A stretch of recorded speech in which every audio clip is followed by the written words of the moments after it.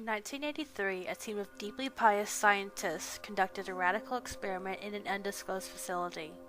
The scientists had theorized that a human without access to any senses or ways to perceive stimuli would be able to perceive the presence of God. They believed that the five senses clouded our awareness of eternity, and without them, a human could actually establish contact with God by thought.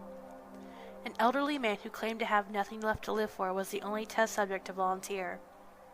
To purge him of all his senses, the scientists performed a complex operation in which every sensory nerve connection to the brain was surgically severed. Although the test subject retained full muscular function, he could not see, hear, taste, smell, or feel. With no possible way to communicate with or even sense the outside world, he was alone with his thoughts. Scientists monitored him as he spoke aloud about his state of mind in jumbled, slurred sentences that he couldn't even hear.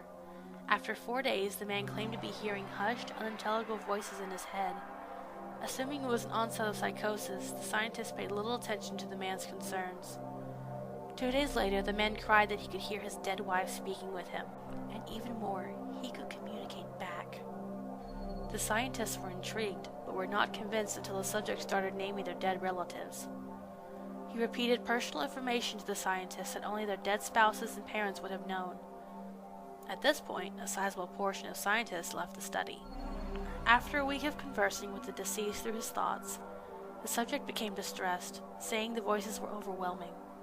In every waking moment, his consciousness was bombarded by hundreds of voices that refused to leave him alone. He frequently threw himself against the wall, trying to elicit a pain response.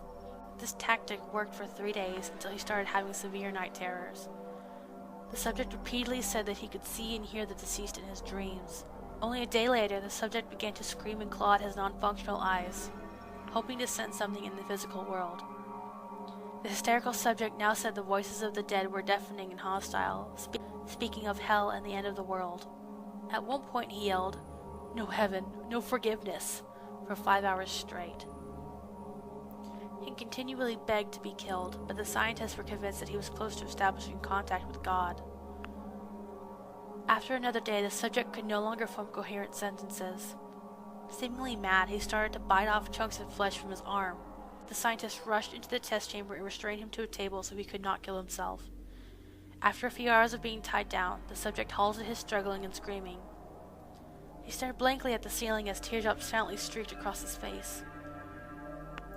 For 2 weeks, the subject had to be manually rehydrated due to the constant crying.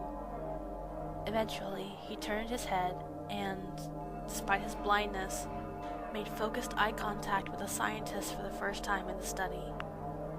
He whispered, "I have spoken with God, and He has abandoned us," and his vital signs stopped. There was no apparent cause of death.